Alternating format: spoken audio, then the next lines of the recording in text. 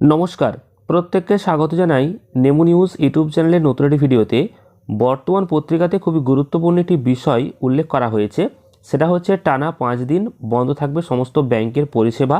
তো সেই সংক্রান্ত আপডেট, অবশ্যই গুরুত্বপূর্ণ ভিডিওটি শেষ পর্যন্ত দেখবেন, কারণ ব্যাংক বন্ধ সংক্রান্ত খবর রয়েছে, অর্থাৎ ব্যাংকে আমাদের প্রতিনিয়ত কাজ থাকে।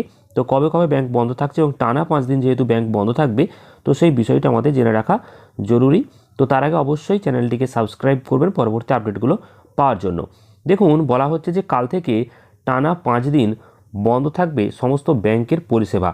তো কি বলা হচ্ছে দেখুন, বলা হচ্ছে যে শুক্রবার থেকে পরপর 5 দিন বন্ধ থাকবে সমস্ত ব্যাংক। তো কেন ব্যাংক বন্ধ থাকবে সেই বিষয়ে কি বলা হচ্ছে দেখুন, বলা হয়েছে যে শুক্রবার থেকে পরপর 5 দিন বন্ধ থাকবে সমস্ত ব্যাংক।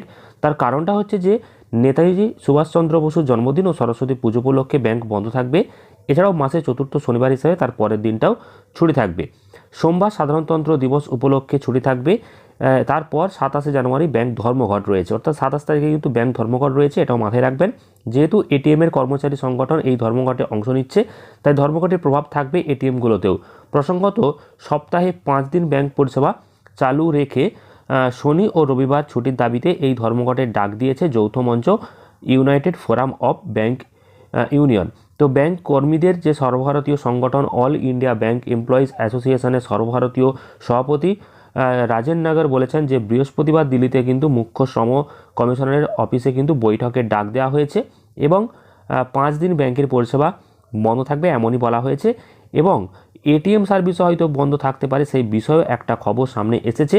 তো অবশ্যই আপনারা ব্যাংকে যদি যান, তাহলে এই যে 5 দিনের কথা উল্লেখ করা হয়েছে সেটা অবশ্যই আপনারা খেয়াল করবেন। 27 তারিখে যে ব্যাংক ধর্মঘট রয়েছে 27 জানুয়ারি, তারপর থেকে কিন্তু ব্যাংকগুলো আবার হয়তো আগের মতো খুলবে।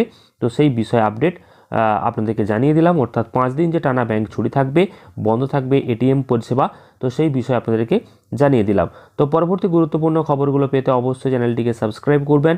এছাড়াও ভিডিওটি ভালো লাগলে প্রচুর পরিমাণ লাইক এবং শেয়ার করবেন। ধন্যবাদ।